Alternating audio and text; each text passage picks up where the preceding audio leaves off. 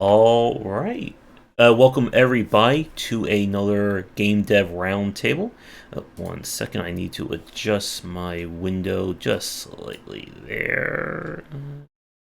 Always the fun again when you have like a new overlay to mess with here. But while I'm getting this going, welcome everybody to another roundtable discussion here on the Game Wisdom channel.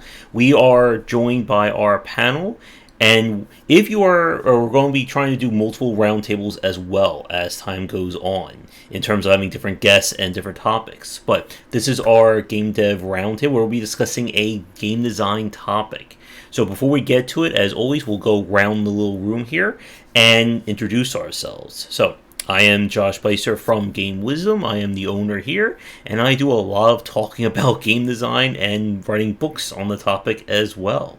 And I'll send it over to Tomo, and then we'll go Tomo, Seth, and Ramin. We'll kind of go in clockwise. Hi, everybody. My name is Tomo Moriwaki. I'm the design director of Hyperkinetic Studios, a small dev studio, and we have a game on Steam in early access called Epic Tavern. And I've been a game designer for 2.5 decades. Hey, I'm Seth Goldberg, former game designer, former computer and board game. Currently, I run a project doing critical analysis of strategy games. Nope, you kind of going in and out there a little bit, Seth. Oh, no. Of course, it decides to screw up when it's my turn, right? Yep. So my name is Seth Goldberg. I'm a former designer and developer for board games and computer games. I'm currently running a project where I do critical analysis of game systems and strategy game discovery called the Strategy Informer. Okay? All right. My name is Ramin Shokrizod. I'm a co-founder of Eravant, which is a massive multiplayer online blockchain game development company. I've been writing about play to earn since 2000. I've been writing about game economics for maybe 13 or 14 years now, and developing the field of game physiology. And I also write about game ethics. All right. So, this is going to be an interesting topic. Last time we did this, it was kind of Ramin's table as we talked about NFTs. But for this one, this is, I guess, going to be kind of my topic, as we're going to be discussing onboarding.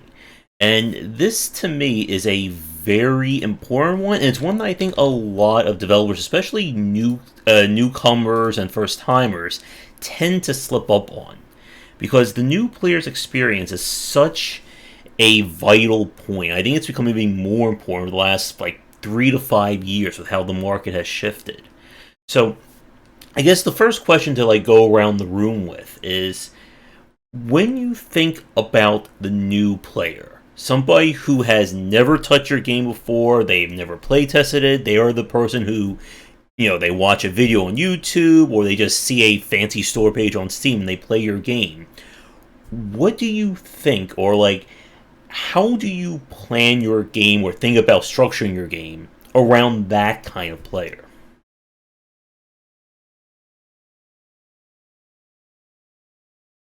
Well, to kind of start off the conversation, the way I look at sort of ramping a player up to play your game, you can kind of imagine that somewhere in the middle of your game, maybe towards the end of the game, depending on the game, represents a user that has to understand how the game works.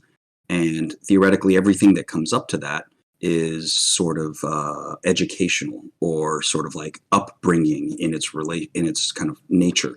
And so a new user is like a baby that you need to parent so that they can have positive outcomes through the course of your game experience. And I think that's partly related to why it's easy for developers to mess this up, because I'm making the ultimate version of the game, and I understand that very well. And I have, it's sort of unintuitive, but I don't know what it's like for someone to learn how to play the game that I built. That's a whole other set of information and sort of a story for a new user that I have to build in addition to knowing what the game's about. Mm-hmm.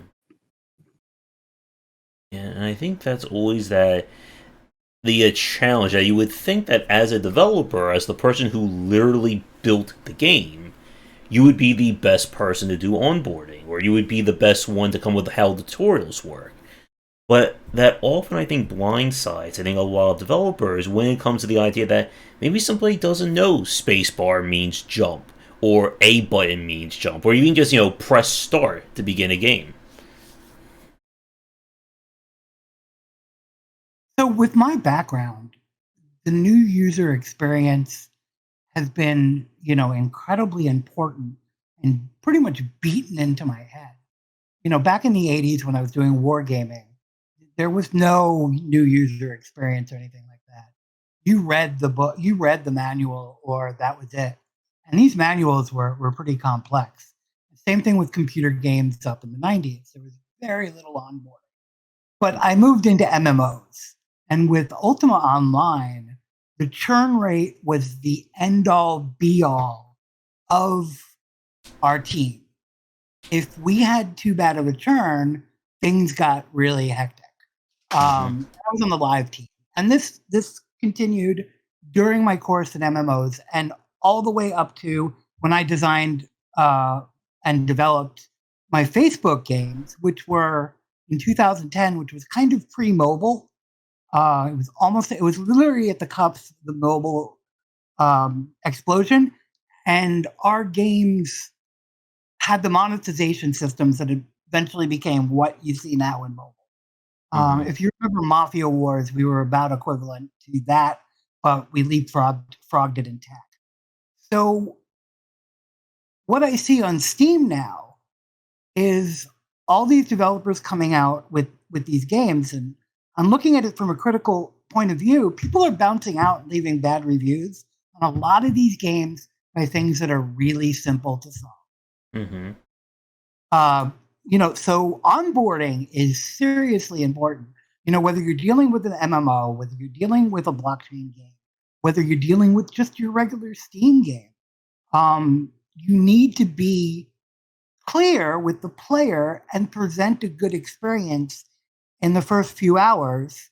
Well, you need to present a good experience for the whole game, but it's critically important in the beginning of the game, or they'll bounce out and leave you a bad review. And if you get under a 70, literally your sales are half. Mm-hmm.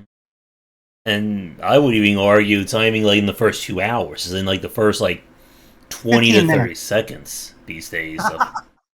Because there are people, and I've seen them, who will start a game and say, I don't like the start menu, uninstall, refund, and churn rates have been such a big point. When I do completion critiques, there are people who have stopped playing a game before literally the tutorial is over. They have already checked out. Certainly. And things like bad spelling or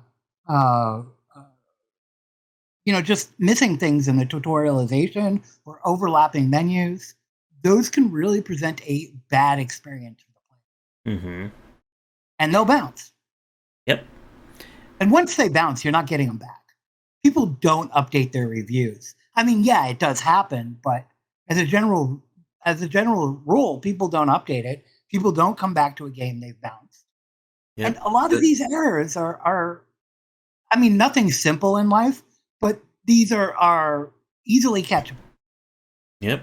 And that, I think, is a very salient point there. That, for myself, I can spot onboarding issues as clear as day. I can load up a game, and within a minute, I will just start picking out anything and everything that is UX related to these games. And that's not supposed to be a brag. That just comes with studying so many of these titles. And when we see, especially from new time developers, that trying to get that onboarding right can be incredibly difficult. And what, again, going back to what Seth just said about player churn, this is something that is kind of a universal challenge.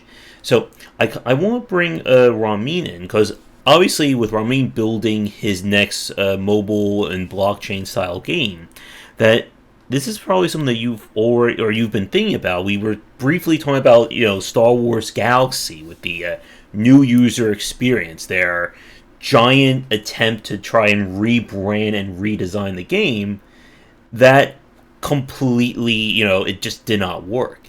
So I wanted to ask you, Ramin, like with your game, how are you approaching this, like in terms of again like a new player, somebody who hasn't touched a blockchain game or let alone like this kind of game? Okay, well, as soon as we get into blockchain, this becomes a very complicated discussion. But let me just back up a second and just talk about general onboarding for any MMO. The user acquisition cost for new users entering your MMO can be fairly high. It can be several dollars per person. So even though there's a potential to be a high revenue game for those that stick around, if they don't stick around, you just basically eat that entire user acquisition cost.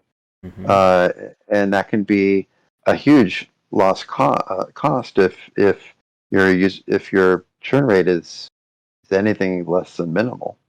So really making things non-confusing for players early on is very important. Letting them know why they're there, why you've made this game. You need to quickly explain to them what it is you have that they can't get from the myriad of other competing games, some of which may have been around for a very long time, even 10 years or longer, that have been quite polished by now. So it's you've got to have something different, really, to be competitive in the MMO space at this point. You've got to have something that the competition doesn't. If you want to talk about the game I'm making now, Project Loon, we definitely have that. I mean, because we have both we have play to earn, which is making a comeback. It's like play to earn 2.0 with the addition of blockchain, a more secure play to earn experience that's supported by developers instead of it just being kind of you did it on the side when no one was looking. But with blockchain comes many layers of complexity that most users have never had to experience before, and that complexity won't be welcome to most players. So you have a good chance of scaring off new users that either have a lot of MMO experience but have never had to deal with blockchain before, or older users, which are a demographic we really want to appeal to, but anything that involves a lot of new tech, it can be very intimidating for them. So one things we'd like to do is allow you to be able to play the game without even having a wallet, and without even getting involved in the tokens, or if you don't want to, you could just play it as a regular MMO. But we would probably remind them that they're how much money they're losing per day until they do that. And if that may not matter to them, they may just be there for all the other things that we're offering them. But if that matters to them, if the play to earn component is important, then I suspect that'll be enough motivation for them to go through the full onboarding experience. But really, we need basically like two onboarding experiences. One for people who don't want to get involved in all the wallet stuff unless they've decided they really like the game and want it to hang in there. And then another one for all the people who are already crypto familiar, and for them, they already have a wallet. It's no big deal. Yeah, and I think what you were saying about, again, like the churn rate, about how it is very important to acquire users. I think this goes back to something that we talk about on several of our casts about mobile and free-to-play design. And that if you bring in, let's say, 100,000 users your first month, but then 80% of them just disappear, they just don't want to play your game anymore, then you're not really able to, say that your live service game is a success. Now, for like indie developers watching us right now who probably have far smaller aspirations with their games, it doesn't sound that important. And I think that could be one of the issues here. That for a lot of developers, there's, I think, this tendency to ignore onboarding and, I think, quote unquote, the business side when it comes to, or the production side of making a game. Why do I care about onboarding new players if I'm focusing on hardcore platformers? Or why should I worry about improving my UX when, everyone who I've shown the game to loves it? But the problem, as we've seen, is that I think the beauty of the last 5 years has been so many indie games being propped up. But conversely, it also means that a lot of indie games are being shown outside of their normal circles. And there's a particular game I want to bring up, but I just want to get like everyone's thoughts on that, like whether like do you think indie developers tend to ignore onboarding for that issue, or do you think there's something else there? Well, one of the ways I like to talk about it is that, what is the whole job of the designer or Mm-hmm. the forces that design the game? And I think one of those things that might be easy to overlook is that you're designing like a hypothetical story for a stranger to walk through your game like it's a new space, and you have to control that to be good. And if you don't, you'll have fewer people that like the game or want to purchase the game or don't or want to return the game. And I just describe it as sort of a not completing the design. That on one end we're looking at like easy to spot sort of errors in the early play experience, and those are obviously very important and can be corrected. But there is no substitute for an effort that has crafted the experience from the beginning through to the middle and to any theoretical end, if there is an end, and that experience not just envisioned but also crafted and iterated upon to actually deliver that. I think we can absorb so many of the mistakes as just teams that didn't quite get there, teams that didn't have like a fully Mm-hmm. formed vision of what the whole experience of playing the game is. So there's a big difference in, say, your mobile gacha and indie game platformer in the amount of depth that they need to do. Well, it's not easy for an indie game platformer to do it, but it needs to be done. Uh, and I don't want to minimize the platformer being easier. Uh, but new players come into the scene all the time, and they may not know that spacebar is jump, or you use the arrow keys. People are not born with the knowledge of WASD. It's getting close, though. It's kind of in our genetic pool. So we all live in our own filter bubbles, and as designers, what we think is good for other players to see is not necessarily the case. And it's very difficult to open our minds to take in the complete newbie, because at this point we're not. We know the conventions, we know WASD, we know that hitting F in a 4X is going to fortify the E. So we've got these basic concepts ingrained into our brain. So coming up with a new user experience, and this touches on what me and Tomo were talking about in the chat, coming up with these methods to inform the players should almost be player driven. Bringing players on as a playtest team to help you look at the game objectively. Because at this point, we can't be objective. At least I feel that way. At least completely objective. We're jaded by our filter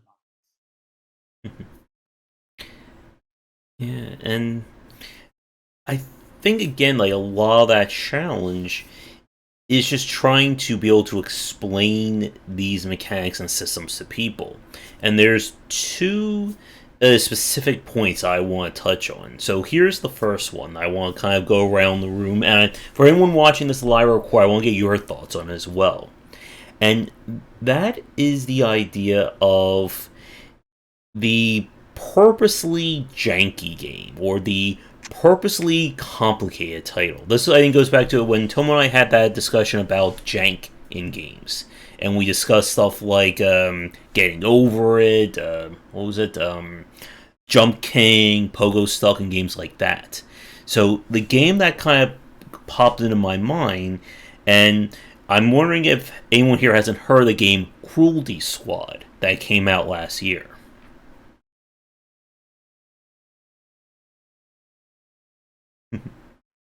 I think you've got me stumped. Okay. What was that one called? Cruelty Squad. Cruelty, okay. This is a game that it kind of minorly blew up among indie circles. And I can't believe I stumped the entire roundtable of this one. But it is a game that it's almost like the anti-video game. It has, it was designed, I think, purposely to kind of like assault your eyes and your senses in terms of playing this game. It is as far away from being a commercially viable game that I think is quite possible. I think it even beats out like Getting Over It and like Rage games. But it was designed this way. Like, this was not the developer, not understanding how to make a video game. This is exactly the kind of game he wanted to make. It is very hard to parse. It is complicated to play. It is overly complicated. It has a full-on stock machine, or a stock. You can run the stock market in the game in terms of one of its subsystems. And there are people who really enjoyed it. But conversely, this is like anti-new player experience kind of game. And what I want to ask is, when we talk about games that are designed to be challenging or to be different in this respect, what do you think about onboarding in this set?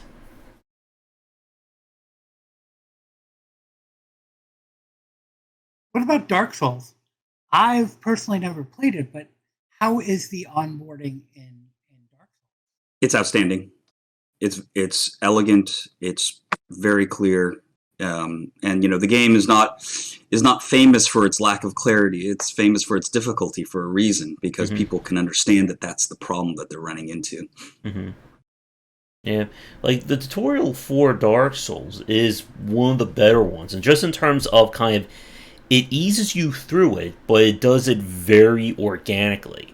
And again, like, people will argue about difficulty until the cows come home, but it's still a game that it's set up to give you everything you need in order to learn, then it kind of throws it on the player. But like with something like with Cruelty Squad, there's a tutorial, but it's still very much a game that, it just like hits you in the face in terms of everything that's happening to you at one time. Well, onboarding is more than just clarity. I mean, clarity is sort of like is like the minimum requirement, right? Because if someone doesn't understand what's going on, until they do, they're not a happy user, or at least they have to feel like they're making progress towards understanding. In fact, a handful of games out there. I'm actually thinking about Escape from Pony Island, if you guys remember that game. It's a game that's basically trying to subvert your expectations. It's definitely trying to, present you with confusing things, but a mystery of sorts is slowly being uncovered, and that that plays a role in onboarding. Like, if that wasn't there, many players would have given up well before they got any deeper into the game, because you need something to give you a sense of progression. So let's just pretend, like, as an extreme example, we're going to make a game and none of the mechanics are going to be tutorialed, and they're going to be extremely difficult to understand, and it'll take a ton of practice and just blind trial and error to figure out. can you do successful onboarding in an environment like that? And the answer, I think, is yes, except that you have to make heavy use of holding people's attention, right? There has to be either a lot of good-looking stuff or a really cleverly started mystery to keep someone engaged. Because ultimately, the kind of universal and generic way of describing onboarding is simply early user engagement. And if you can convince me to stay, theoretically, I wouldn't need to understand. That said, the things that we can get across to the player most easily are oftentimes, descriptions of basic mechanics and having you use those things to achieve something so that you start to get that sort of loop going. And to be fair, most games' failures on in this section of game development tend to be the conventional ones. Some of these really dense games, like Stellaris, don't have good onboarding. And then you have the extreme kind of that you're talking about with, say, Dwarf Fortress. The onboarding is none, and the idea is that it's fun to lose. It's fun to get killed. It's fun to learn. It's fun to start the game, play the game, complete a session of the game, and still have no idea what you're doing. Oh yeah. After years of playing, I still don't know what I'm doing. And it's going to be interesting when Kitfox releases it on Steam. Yeah, I'm wondering how that's going to go. Yeah, and I wonder to what extent. Players. Yeah.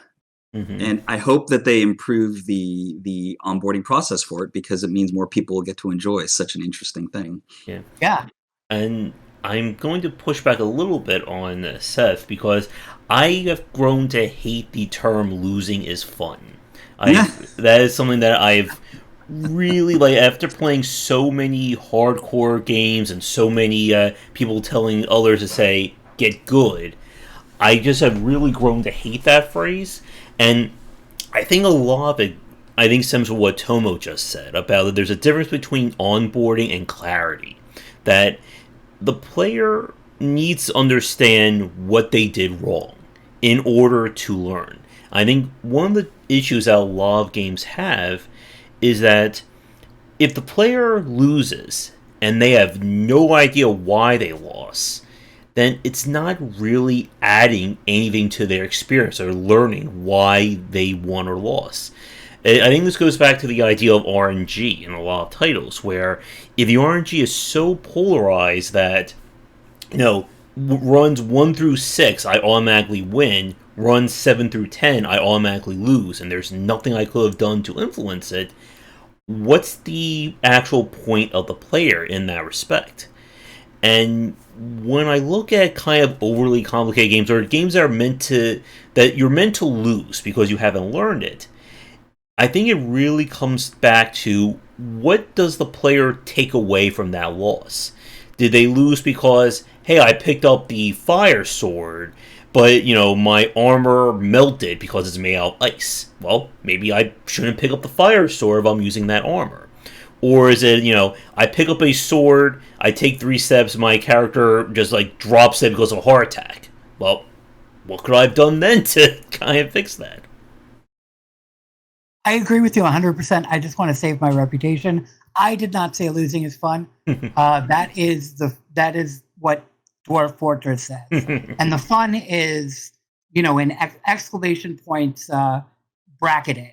So I think they're taking a joke on it a little bit. Well, yeah, and that's marketing speak, because really what they're saying is playing is fun. Yeah. So when I've advised on a few different kind of RimWorld likes, I'd like to use as a phrase. And one of the things that I key into is exactly what you said, Josh. The player needs to know why something is happening. Why I went into a death spiral, why, or a banished likes, why this person is mad. What can I do to reduce this stress effect? Why does it even have that stress effect? What's going on? That needs to be surfaced. If it's not surfaced, the player is going to have no idea, and it's not going to be an enjoyable experience for the average player. Yep. there are, when you talk different player types, the hardcore player will stick with it. Back to Dwarf Fortress, the hardcore players love the game. Oh, yes. But what's the success metrics of bringing that to a more of a populated distribution thing like Steam? What are they expecting to sell? Obviously, they're going to sell to the core audience. But, what about Joe? Hey, I've heard a lot about Dwarf Fortress. Everybody says it's great. Let me go into it. Goes into it and goes, what the hell? Yep. And that, I think, happens to a lot of indie games that do get blown up, or they get what I've been using the mainstreaming in a recent post. That, stuff like Among Us. All it takes is somebody like PewDiePie or Markiplier or Northern Lion to play one of these kind of cult hits or very niche experiences, and they suddenly get a huge amount of eyes and attention on them. And I think for a lot of these games, like if you don't think about onboarding, you don't think about that new player's perspective, it kind of just like is like throwing all those eyes and all that attention, onto a bonfire and lighting it up because you've just kind of squandered it. And it is, I think, a challenge when we talk about these games that have these very cult niche groups. Again, like La Mulana is another example I go back to. For people who have learned that game, it is one of the greatest Metroidvanias released in the last 10 years. But it is so incomprehensible to a new player. And just like with Dwarf Fortress, and I'm sure there are a lot of examples of people who picked up Dwarf Fortress because they heard a friend or a friend of a friend say they liked it, start up and go, what the hell are these graphics? Uninstall, and they question their friendship. I played Despot's game recently, which I guess is kind of the same theme, where it's a game where it kind of taunts you and makes fun of the fact that it's about to kill you. But I think there's different ways to kill players, and some are better than others. Like if you only have one unit, and that's the unit, and you lose that unit, then it's game over. If that can happen so quickly that you didn't even have a chance to react, then I don't think that's as good a way of dealing with finishing off a player. If you can kind of telegraph it and make the player struggle for a while, so they feel like at least they have a chance, it's better. So, like for instance, in Despot's game, you don't just have one unit; you have a bunch of units. So if you lose a few, it isn't the end of your game, and it kind of gets you used to losing units regularly, and makes you not overly attached to them. So I think that's a nice feature of that game. It's a simple design, but it works. And then you can kind of get you kind of, even if you just barely won a wave but lost most of your stuff, at least you're going to lose the next wave. It's not going to be like a huge surprise. But you can transfer this also all the way up to like 4X games. For instance, in Old World, I think Seth just turned me on to. Part of if you really want to be very successful, you want a person to play your game for hundreds of hours. But the minimal level of success is you want people to be playing at least 2 hours, so they won't be refunding on Steam or Epic, wherever you got it. And in Old World, I started. This looks like, this has a lot of features I've never seen before in a 4X, which was cool. So I started to play the tutorial, and the tutorial hung on this. It wouldn't finish. It just bugged. It wouldn't complete on the second tutorial. And I went on to spend all the time to look on forums, found a lot of people had this problem, but it still hasn't been fixed. So I thought that was kind of frustrating. But on the other hand, when I actually started playing the game, I found that you don't really necessarily need the tutorial, because every time a new feature that pops up, especially if it's one that isn't in other 4X games, it gives you a little tutorial page. I was like, well, that's good. So I didn't really need the tutorial that could have potentially turned me out. And in a 4X game, you can keep playing. You can have successes and failures, but it doesn't end your game. But if I would come up with the example of, say, Dominions 5, which is a series that I've really enjoyed over the years, you start with one city and one army. And of course, you want to move that army so you can start to explore the map. But it turns out if you move your army off of your starting city, there's a very good chance that in the first turn or two, a wandering critter will move onto your city, take it out, and it's game over. So then you're like, oh, well, you've quickly learned that the trick is just leave your army for a few turns until you can build some more units. And then the AI hasn't figured this out, so the AI will move and then get taken out. And I've won games of Dominions 5 like on turn 2 or turn 3 just by hitting space because I just camped my army on my city, and the AIs all got taken out in the first 2 turns because some little random creature just walked onto their city. No, that's not good game design. The rest of the game is amazing, but you're not going to find that out if you hit a situation where it's just that poorly designed, like in the first few turns. Yeah, and I think that's a really good point. And also, like, some of the challenges when it comes to RNG, like, there's been some discussions about roguelikes and roguelike design in the chat. And I think that's one thing that I see from a lot of roguelikes, or a lot of the misconception about roguelike design is that, every run should be 100% completely different and chaotic. But you always run to that problem, especially when it comes to onboarding, in terms of how does somebody learn a game that's supposed to be different every time you play it? Like, there have been several action roguelikes I played where, I'll come up to an event, first time I do, I get the horrible result, so I learn, oh, maybe I shouldn't touch this. But maybe I got that 1 out of 10 chance of a bad result, and maybe the other 9 times I get something amazing. And I think one of the things that we've seen from several of the more recent action roguelikes is a more, I guess, quote-unquote, curated first run. Like with Hades. The very first run, it purposely ends, or it tries to end, with just, like, assaulting you at the end of its tutorial. And, like, you would think, like, this would be a bad idea, having a curated experience in a roguelike. But it kind of works in terms of its onboarding, because that one run is just kind of like a condensed version of what it's like to play the game. The only difference is that it ends after 8 rooms versus, like, 25, 30 rooms. No, Ring of Pain is... Oh, sorry. No, go for it. Ring of Pain kind of does something similar. It's a completely different style of roguelike than people are used to. Mm-hmm. Because you're going through the cards as room or as encounters, and the importance of the game is the synergy in the items that you pick up, not necessarily the synergy of the cards or anything like that. So what it does is it walks you through a few rooms to get you used to how different this is. Now, I've never played Hades. I wish I could play it. My reflexes suck. I'd probably hate it. But in the slower roguelike, some of them do something like that. Slay the Spire was incredibly good at onboarding.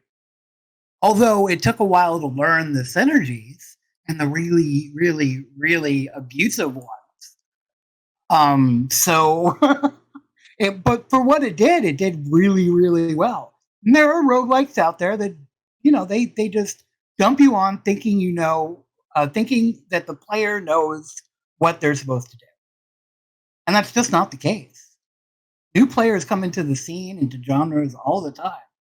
I have no idea what to do in a Metroidvania. If Josh convinces me to play one, I'm going to be lost if it doesn't have good onboarding. When it's not so binary, right? You can have things in your game that demand discovery. And discovering those things for whoever discovers them, whenever they discover them, could be a very interesting experience. But staying in the dark about an important mechanic, if it's too long, it's going to have a detrimental effect, right, on your willingness to stick around. There's the early experience, the effort to keep a player playing is a complex field of different factors. And it's kind of like I could find myself in a social situation that I have no understanding of and be there for a long time and have a good time, provided, let's say, a good friend is with me.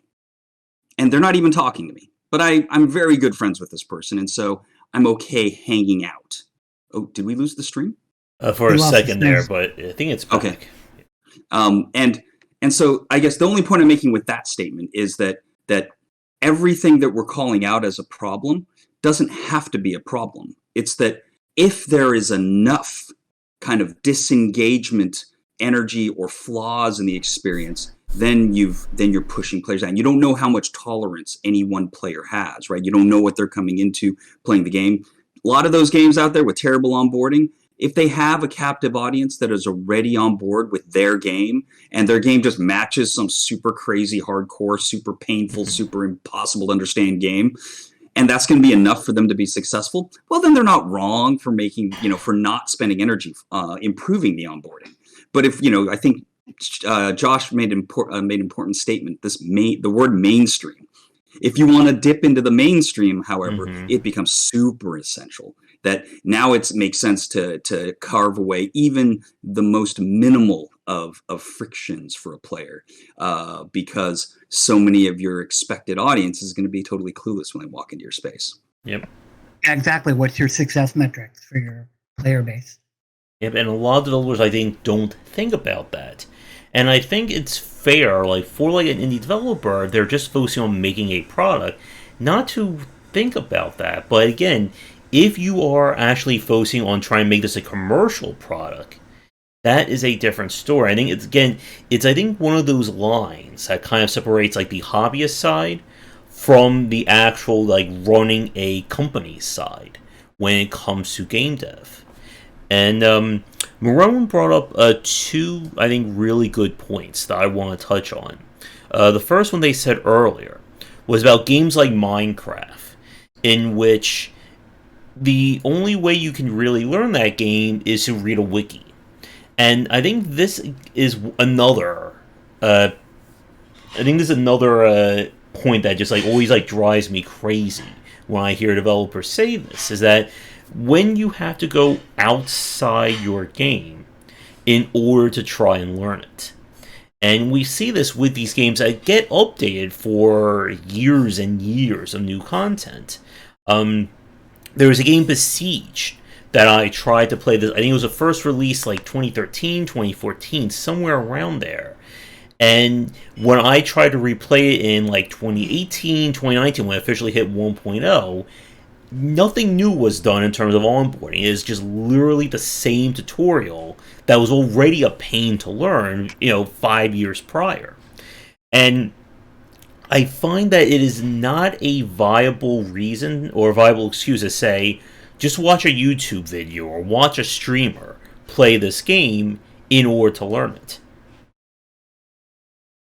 I used to do that. I used to, watch a lot of streamers to play the game. And now I don't, because I don't want to be spoiled about anything.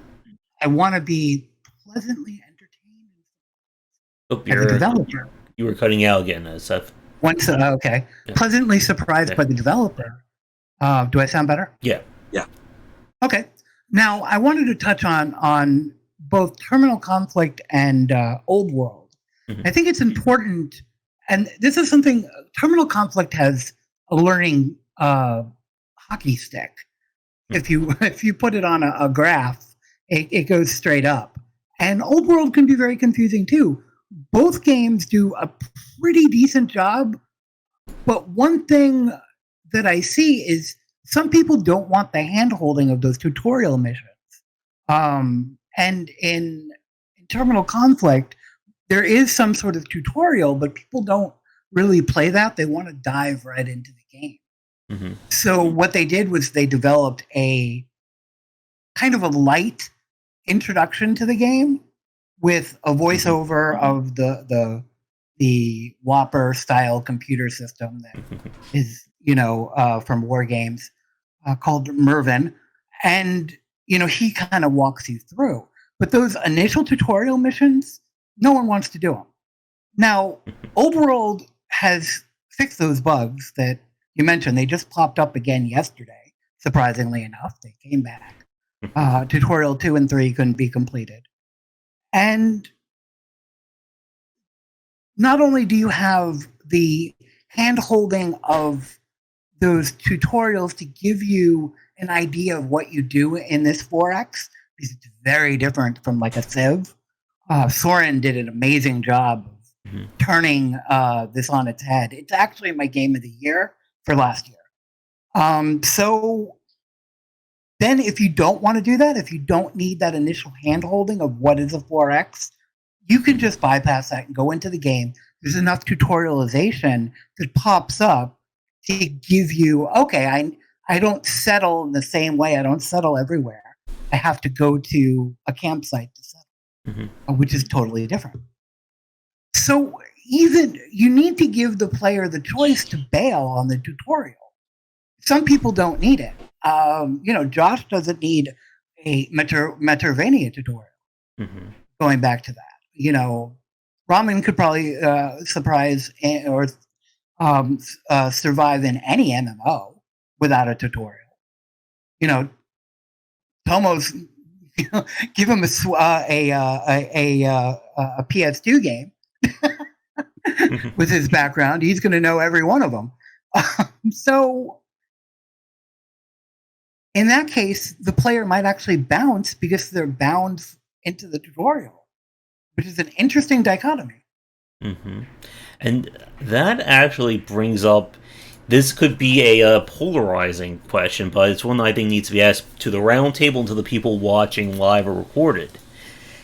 Do you think tutorials should be required to be played in games?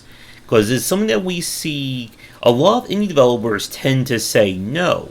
But when we look at kind of mobile games, especially, a lot of ones that I played, they all essentially require you to go through the tutorialization process before they'll even, kind of cut you loose and just say, go explore. Absolutely. In gachas, they have to do that.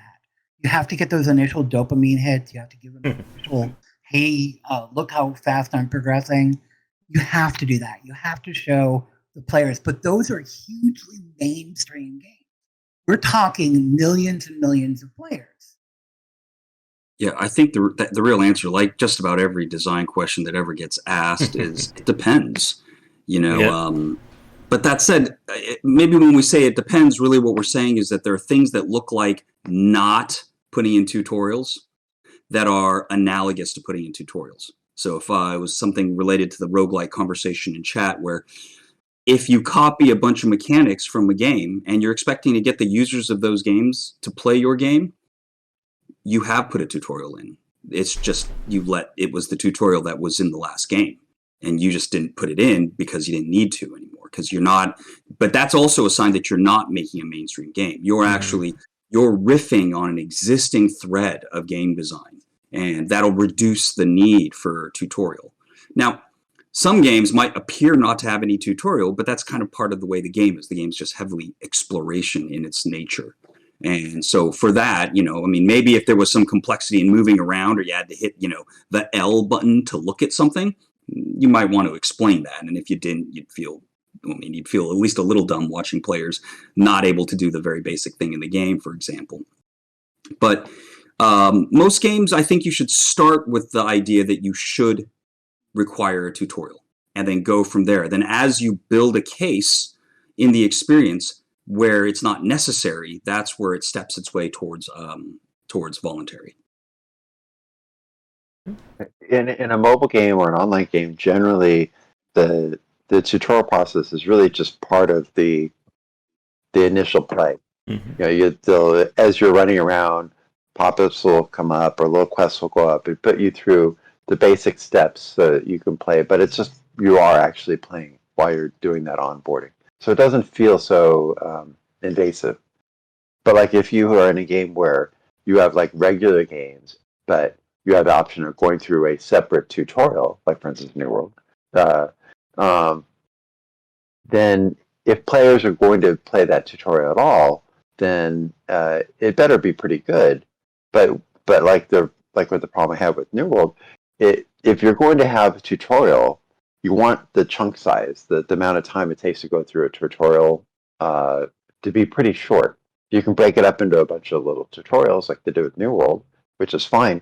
But then if you do what New World did and say, oh, well, you didn't finish tutorial number 2, so I'm not going to even let you try tutorial number 3. And you mean Old World? Old World, I'm sorry, yeah.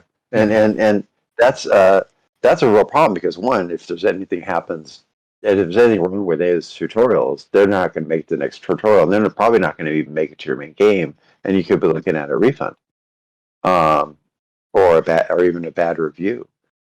So I think if you're going to do that, break the chunks into smaller pieces and make it so people can skip around. They don't necessarily have to do them in a certain order. They certainly don't have to win a previous tutorial just because you want to be parental or something with your customers.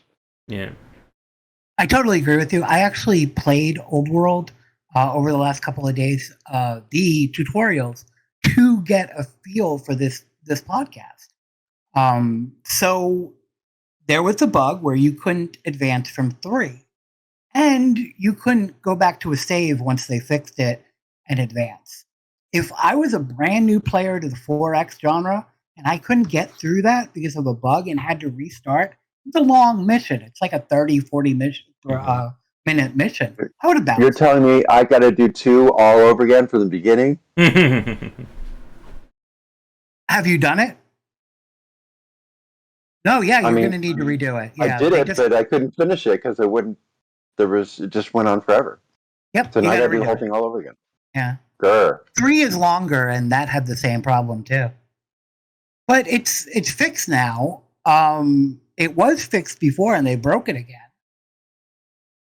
But I think you're right. Any player should be taught, and that's the one thing that I think they didn't do is tell the player, hey, if you know 4X, we're really different, but you can get by with just playing. You don't need to run the tutorials. Because that's like 3 hours of tutorials going through all 6 of them. Maybe even more like 4. That's a big time commitment. Mm-hmm.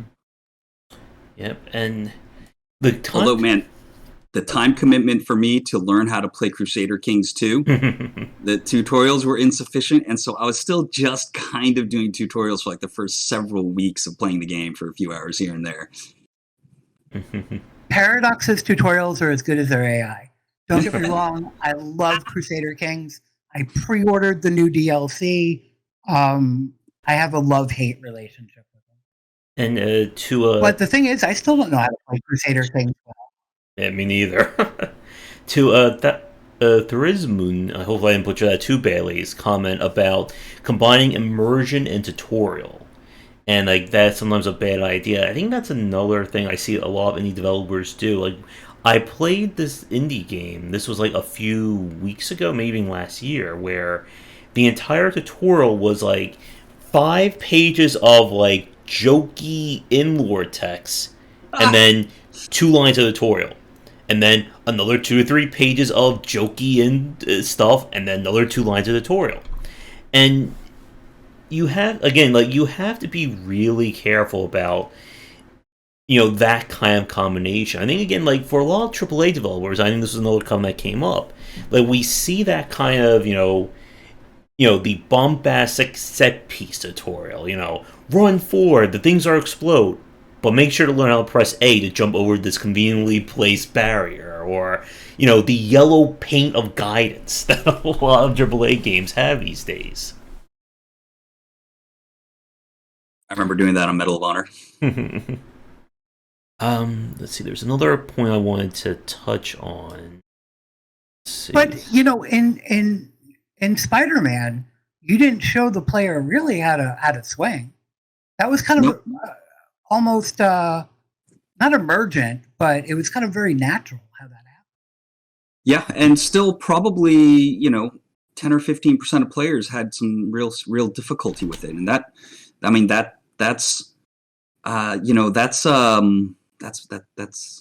like 1 million players. Yeah. And again, I think this is why these kinds of conversations are very important. Because I've seen a lot of games where people will say, it's an amazing game, how can people hate it and stuff like that.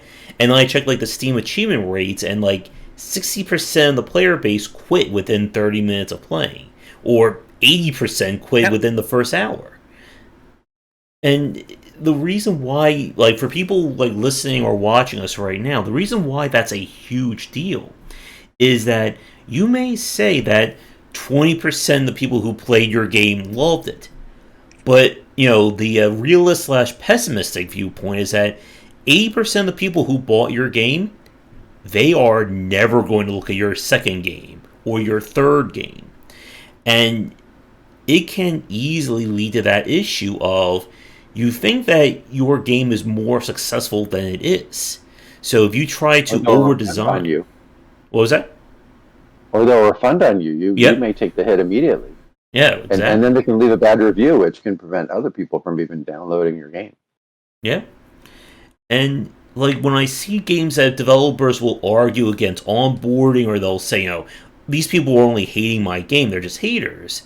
And I look on Steam and I see, goes from 97 to 18 from like one achievement to the next. It's like, I don't know how you're going to respond with your next game if you decide to make another game. Let's see. Yeah, the bounce rate on your average game is pretty huge. And you can see that, like you said, in the achievements. Yeah. It's funny when you complete the tutorial and you see, you get an achievement and it's like, 67 people have got this achievement.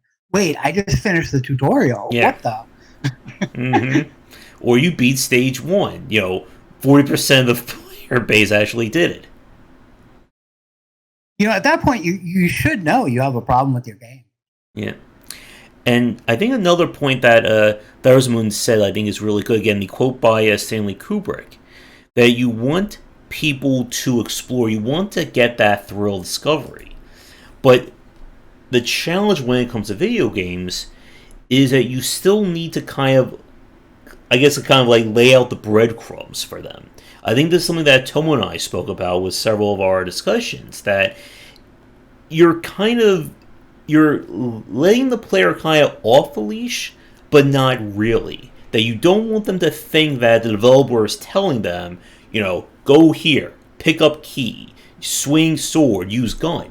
You want them to do that on their own, and it's almost like you're tricking them into the tutorial, when in fact, they think that it's just all, them doing this organically. Again, like the Breath of the Wild example, I think is a really great point, that the quote-unquote tutorial island that they've set up is a very brilliant way to just onboard the player to every single element that they're going to do for the next 20, 30, 40, 50 hours.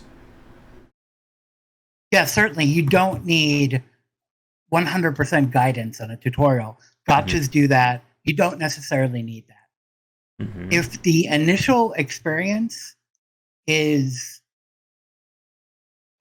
logically placed, or it's easy to understand, okay, I need to use a sword, okay, I need to use a gun here. Stardew does this really well. And what's the other one where you're doing a graveyard keeper? Yeah, does this really well. And those are both kind of grindy games, but you learn kind of naturally at the beginning. Now, Minecraft, where that 9x9 or the 9x3 crafting grid, or 3x3, sorry, that I don't think that's solid game design, where you have to discover it, and there's nowhere in the game that teaches you what each one is. At the beginning, when someone first played it, and the wiki was absolutely not there. So they tried every combination, and absolutely ridiculous game design. But it's a $1 billion game. And it's not a $1 billion game though because of that. No. But when the wikis came out, that was cool. And wikis in Minecraft go hand in hand. All the big mods where you're going to space, or you're doing industrial planning. I used to love those, but you can't play them without a wiki. I mean, I don't remember being able to play World of Warcraft without Wowhead. Yeah, and I think that again is another point for like, especially for PC games, that we've seen a lot of them have like mods that have been used to make these games easier to play, or even just a tutorial to be like their own form of tutorial for the game itself. And again, like that stuff, it's great. You want your community to be building stuff for your game. You want to have that interest. Again, like Skyrim will be like eternal, I think, at this point, thanks to all the mods and stuff people put into it. But in that same breath, you, as a developer, you can't just naturally assume that, oh, a YouTuber will create my tutorial for me, or we can leave this in and a modder will fix it for us. Because if you do that and it doesn't happen, then you're left with a game that people don't want to play. And like we've said, like Ramin said a few minutes ago, like people can refund games these days. We're not tethered to playing a bad game because we can't take it back to the store or stuff like that. If a game annoys somebody within 30 seconds, that's an easy refund. And again, that 2-hour window has become, I think, more and more important for developers to understand. And again, I would argue even like a 1-minute window for a lot of games these days. War games don't tutorialize you. Oh, yes. But, you look at Unity of Command, it's a really slick design that will onboard you into good wargaming practices. It's not, it's a good game. Don't get me wrong when I say it's not the best war game in the world, but it is a solid, good, fun game, and it brings people into the market. Now, something like Command or Harpoon, there's no onboarding. You don't know what you're doing. Yeah, it might as well be Crusader Kings. Yep. Yeah, true. Like for myself, like you said, let's bring up like the games we know by heart. Like for me, I can't play a Total War game. I have, like, when it comes to like 4X grand strategy games like that, I have no idea how to play them. And it is that challenge again of how do you design something, or how do you create an onboarding experience for a game that doesn't really have an onboarding or has that kind of, I guess, quote unquote, player friendly experience. Again, as another point, like platformers. Platformers they require very little tutorials because the actual mechanics are very straightforward. You still need at least a little bit of something, but you can't really design a 4X grand strategy game the same way you would design a tutorial for Mario.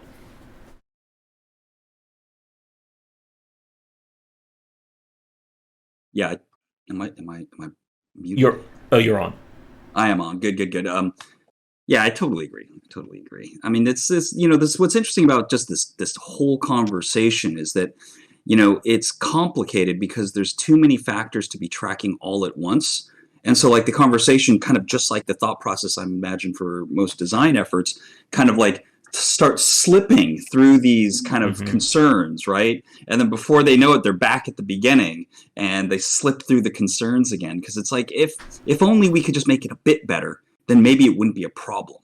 And then the effort to improve that gets you to realize that, oh, wow, we never even explained this other thing, that's got to be important, right?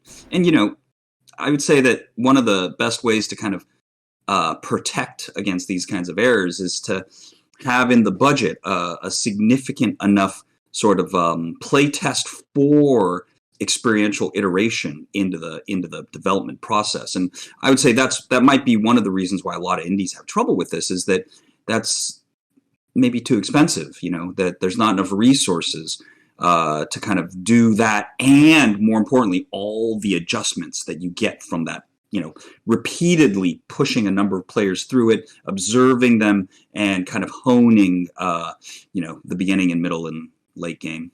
Yeah. Not to toot my own horn, but that's one of the things that I'm trying to offer at a rate that indies can handle, is going in and giving them that playtest experience. The Indie Game Collective, which I also help out with, we're totally no charge. We're starting to do playtests for the developers as well for the smaller indies, so they could get some of that initial feedback. We're building content or a playtest team out of our content creators, and they'll go in with the developer, and we'll keep it private, and they'll get a chance to see what other people think about it and can make adjustments before that critical 70% Steam rating becomes an issue. Yep, and like for myself, I also offer play testing and kind of deeper analysis on games like for any developers. We did one for the game Barricades like 2 years ago, where I give a far more like deeper look at the design, the onboarding, and the UX. And yeah, one of the things for a lot of any developers is that having somebody who can do playtests, who understands playtesting and gets that feedback, that can be worth its weight in gold for any developer. To have somebody who says, these are the things that are keeping people from enjoying your game, you need to fix that, you need to improve that. Because as we've said, you really only have one shot in order to get somebody engaged with your game. Because if you lose them, they're not going to come back to your game if they hear, 3 years later that you've made a tutorial like a tiny bit better. Let me see. Well, I think indie developers also run a little bit of the problem in that, lack of experience is just such a difficult problem to overcome, and there's really only the sort of ugly way to rectify it, and it's just kind of buckle down and face butt your way through the dark forest. But afterwards, then it makes tons of sense, right? Sure, if there's one, feel free to send it over. And again, for anyone watching who hasn't joined my Discord, there are links to it down below. And I'm always looking for games to play test and look at store pages. Ditto. I'm mostly strategy. Yeah, and I'm mostly everything else. As a quick time check, we are about an hour and 10 in. We're going to wrap things up in probably the next 10 minutes. So this will be kind of last call for questions from the audience right now. But as a small as a way to wash our palate, Ramin mentioned earlier in the Dominions series of games this feature of the beginning where you run a big risk if you move your armies away from your town at the beginning. That pattern has been in those kinds of strategy games literally forever. I think that goes back all the way to Civ 1, maybe before that. And talk about like a detail, right, that just has not been rectified ever. Chronosaur has a question, but there is one comment that came up way earlier that I want to bring because it is a very important point. We've been talking about complicated games for the last 20 to 30 minutes, but Marone brought up the idea of over-designing for simple games. I just want to briefly touch on that because it is another challenge, because just as you can under-design a tutorial, you can over-design it as well. And it becomes very challenging, again, based on the design of your game. Like, you don't want... I think one of the big things, or like a tip that I've seen, you want to give the player as much quality information in your tutorial, but you don't want to overwhelm them quantity-wise. This is why for a lot of platformers, they're not going to stop the player and say, press A to jump. You may be walking, and then all of a sudden, a box will appear. Maybe there'll be a little signpost that says, press A to jump. And you're not skipping a beat with that. I like the immersive idea of tutorialization, especially in simpler games, but it also works in more complex games, like what's done in Terminal Conflict, which I wanted to declare that I work for them. But I can say it's good. I think immersive is the best way to do it. Show me how to do an encirclement in Hearts of Iron. Don't make me watch Hearts of Iron streamer 4021 to figure out that encirclements are the most convenient way to get rid of units. Now, although if we really want to talk about development, though, we need to compare the cost of creating the content to elegantly walk the player into that encirclement versus the cost of sticking that video at the beginning of the game. Yeah, of course. Well, there's a lot to be said about video tutorialization. As long as it's quick, like little 5-minute chunks. I think on a complex game that works, but on a simple game, I don't need a 20-minute tutorial on Super Meat Boy. Yeah. The game EYE Divine Cyber Nancy did the what a whole weird game. Yes. And they won't do that Necromunda Warhammer game that was just released as well. They did all video tutorials. And I still think that there has to be something in-game. That you need to... The player's hands need to be doing the tutorial, need to be experienced in the game in order to understand it. And the what you typed in chat, Tom, I think that's another very important point about what is the most important thing in your game for a player to understand. That, I think, gets at the heart of when you're trying to onboard. That you need the player by the end of the tutorial to understand, and this is something I bring up a lot. There's 3 questions. What am I doing? How do I do it? Why do I do it? And you need to be able to answer those 3 questions for every mechanic or system in your game. Because if the player doesn't understand that, no amount of video, no amount of, heavily curated tutorial is going to make them enjoy that game. Because again, you want to have that sense of discovery, but at the same time, they need to have a path to follow. They need, that push out the door kind of thing.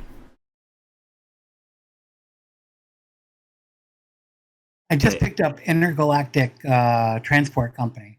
I love tycoon games, and I've heard it's difficult, and a little janky. And they bailed out on further development. They're done with it, but it's all video tutorials. And it's 30-minute video to learn how to play the game. And I'm just I want to get in there and play with it.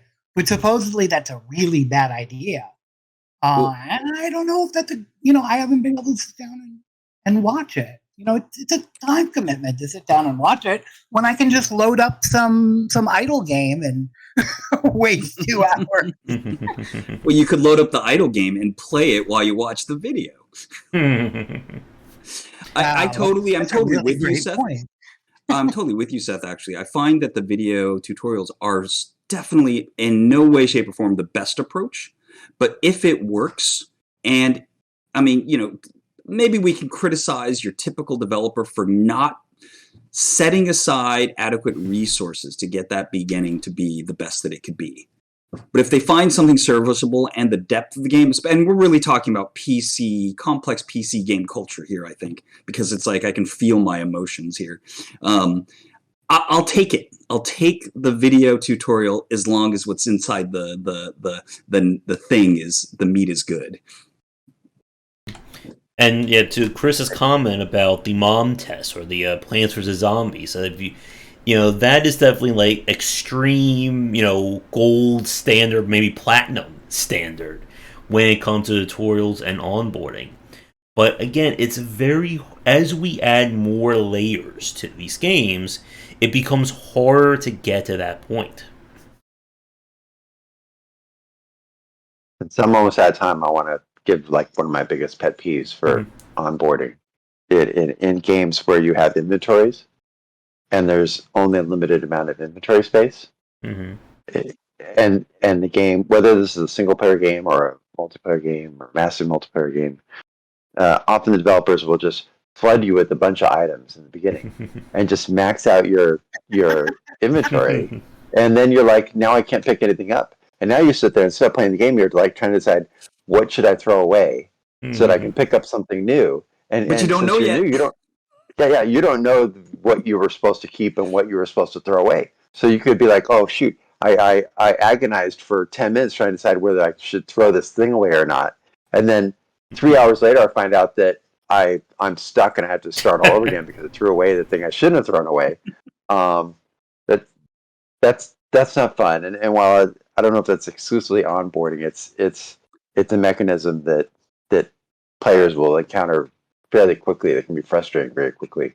Yeah, and that's definitely a dev pro tip. If you have something that is vital for the player to need, don't let them throw it out. I played a tutorial for this game, Mr. Prepper, which is kind of like a survival crafting kind of game, and apparently, if you take the tutorial requires you to take food out in order to eat it, but if you take too much food out and then you throw it out, two tutorials later, it requires you to cook, but you don't have enough food in your refrigerator to cook, and they won't let you leave the house in order to get more food because you're stuck in the cooking tutorial. So he just stood there and starved to death in my game. I broke the tutorial.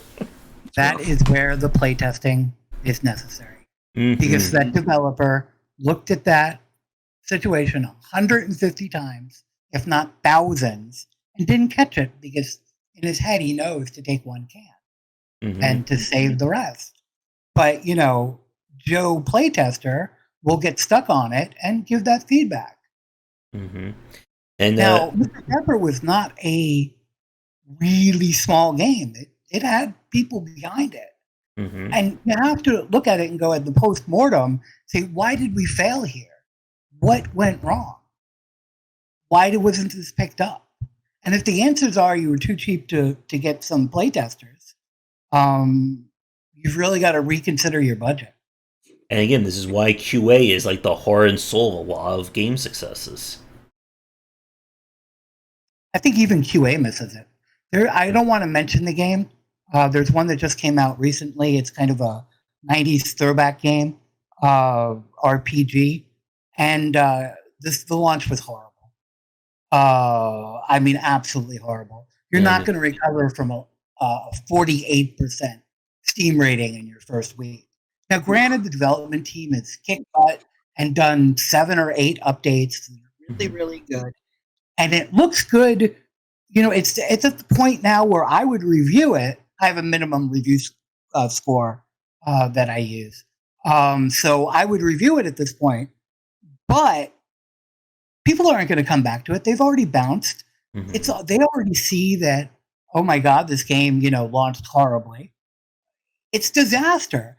They had an external QA team.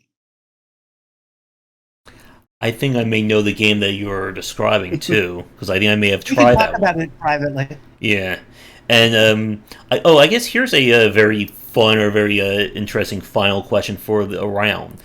What is your biggest onboarding pet peeve to kind of piggyback off what Ramin just said? And for me, Father's Moon actually beat me to the point about don't give the player a how before you give them a why. Because the biggest one for me is in any RPG that requires me to build a character before I even start playing, or make any kind of grand game-changing decisions before I even see what the main screen of the game is. I think this is also why I tend to bounce off a lot of CRPGs versus JRPGs, because most JRPGs start you out weak and then let you build your character, where a lot of CRPGs, it's basically, okay, here's your entire spreadsheet, fill out exactly every point, skill, perk, passive you want, and you better do before you even start actually moving your character around the map. I'm a big fan of player RPG style development. Champions on the board game, well, not the board game, the tabletop role RPG was one of my favorite games because you can really, really build a character. The problem in doing it with a CRPG is that if you choose a disadvantage, let's say you choose the PTSD disadvantage in some game, you don't know what that's going to do. You don't know how that's going to affect things because you don't know the rules yet. You don't know how things interact, and that could be just a totally deadly ability where you just faint in the middle of combat and get hit 3 or 4 times, and you can't play the game. You have to re-roll. That's frustrating. Players don't necessarily like to re-roll unless they're going through the game again. I've got one huge pet peeve that I've written about in many places, and I apologize. I'm going to have to bounce after this because I've got a meeting about to start. But in free-to-play games, especially ones that are pretty much loaded with microtransactions. It's very typical that within the first hour, if not within minutes, your entire screen is going to fill up with an ad for some great deal that has all this stuff in it that that presumably is really valuable to a veteran player who knows what all that stuff is. But when you're brand new and you're like, I don't know what a large electric battery does for me, and but you're being sold this or charged for this, and you're like, I don't even know why I need this, or if I need this, or even if I'm going to play the game more than 15 more minutes. Why is my screen filling up with this? It, it, I realize that that developers don't have confidence in their games, and they think they need to get a transaction to make up for the user acquisition cost before the player turns out in the first hour. But you're just more likely to get the player to turn out if they're being bombarded with ads for stuff that they don't want and don't even know what it is, and the chances that they're going to accept are severely diminished if you haven't explained what are all these things that you're about to sell the player. They should know be able to assess the value of whatever they're buying before they buy it. Yep. Absolutely. Multiple currencies, I think, can be a mistake in a game, especially when you give like a timed bonus and say, oh, this is 9,000% savings. And you don't know what the currencies do at that point. You have no idea how many times I've seen that in the last 2 months already in my free-to-play book. Well, wasn't World of Tanks like that? I think I bounced off of World of Tanks because of that. I left Wargaming in 2015. I can't be held accountable for any of the microtransaction stuff that's happened since then. I hold it against you completely. I designed World of Warships almost entirely without microtransactions, so I don't take any accountability for that. I still play vanilla World of Tanks for PC, and I don't remember anything. I don't remember anything like that. I think it was maybe something that you might see more in because then they have a mobile version of it for a while, or maybe they still do. Yeah, they did. Wasn't there one currency for upgrading your tank and another currency for getting a tank and then experience, which you could get in various ways? Well, I mean, the crews have experience. The money is required to buy things, and there's a usage value that's necessary to unlock things. You think that's bad? You should see what I have to deal with when I'm playing Arc Knights in terms of all the resources and stuff and currencies you have to deal with in order to do any single thing in that game. I love Arc Knights, though. Yeah, all about that, right? I mean, you take something like Stardew Valley, or any of these like super crafter type games. That's just all it is just an infinite amount of currencies. Mm-hmm.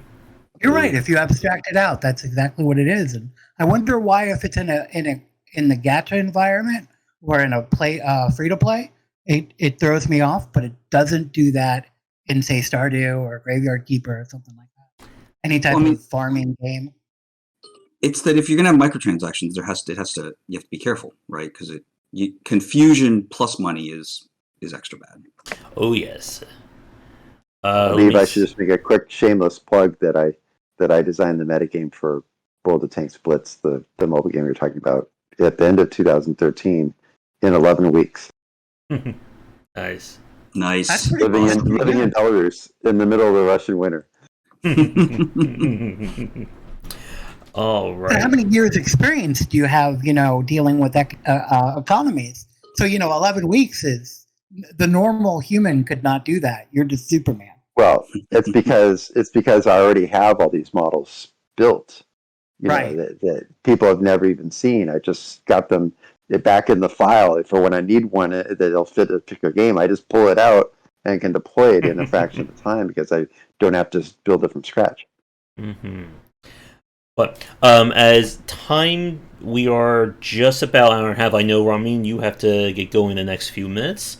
So I think this will be a wrap up. So I guess very quickly, for Tomo or Seth, did you have any other onboarding nitpicks you wanted to bring up, or we can go into our end of stream talk? I don't actually have any I can go specific. into stream. I'm I sorry. don't. Oh, I was just gonna say I don't have any specific pet peeves. You know, obviously it sucks when you get led down a path and it happens to be a dead end because you forgot something. You know, that happens conceptually a lot, and I'm pretty forgiving. I'm not forgiving of when I get into the meat of the game and find that it's unsatisfying, though. All right. And Yeah, you said, I think the only thing that I have is I don't like having to reroll, especially if it's halfway through the game because I missed something. mm-hmm. And maybe suddenly we can share Arknights tips after the stream. Awesome. No problem. I want to bounce. I don't have time to give a proper exit, but just want to say that we're building. My company is Avant. We're building Project Alune. We just recently added Craig Allen, who was one of the founder of this original studio that made Call of Duty. We're aiming to make one of the first AAA quality blockchain MMOs, and check us out. All right, Ramin, you have a great night. There'll be links to everything in the description, and we'll chat again on the Discord. Thank you, gentlemen. All right, have a good meeting. All right, and it only broke Seth's window, no, not the old 3. So that's good. That's not too bad. But while I try to get things fixed speedrun style, we'll wrap things up for this roundtable. Like I said at the start, we're going to be trying to do some more themed ones as well. We have the strategy one, and I would like to do another adventure game roundtable as well with the crew from the last one.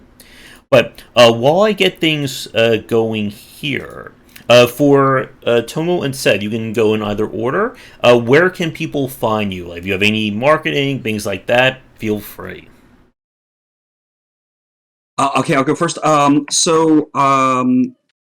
You can find our game Epic Tavern on Steam Early Access presently, and we have a Discord channel that you can find at Epic Tavern, discord.gg/Epic Tavern, where we discuss all things Epic Tavern related, and we stream development and discussions around the game 3 times a week on Twitch TV/Epic Tavern. So my project, The Strategy Informer, if you're into strategy gaming, you can see what I have to say about it. We've got tons of links. At the bottom is my card, strategyinformer.card.com with 2 R's. You can see all my links there. It's encompassing. We've got some writers working with us now on the website. We've got some video going up on various places. It's become kind of an enterprise. And if you're interested in my professional services, like the testing, something along those lines, my card for my personal stuff is also there. Doing about 15 years of game design in pretty much every role. So, I'll come on, help you out. All right. And for me, you'll see all my Patreon, Discord, and Twitter on the right-hand side of the overlay there. But if you'd like me to take a look at your game for a deeper analysis, play testing, or even do some design consulting, I am always available. Please get in touch. You'll find links to my various books in the description down below. If you are curious about my next book, Game Design Deep Dive Free to Play, that is a study on all things mobile and free to play and live service. And I'm hoping that will be due out by the end of this year. And of course, do all the liking and subscribing people tell you to do. We try to do these roundtables at least once a month. And if you'd like to suggest a topic for us to cover, let us know in the comments. But I will be back later tonight for my regular streaming. Gentlemen, it has been a pleasure hanging out. We'll chat again, or we'll chat more on the Discord. Bye, guys. Excellent. See you guys later. All right. So with that, everybody, come back for daily discussions on game design here and on game wisdom, where some of the art and science of games. And until our next talk, have a great night.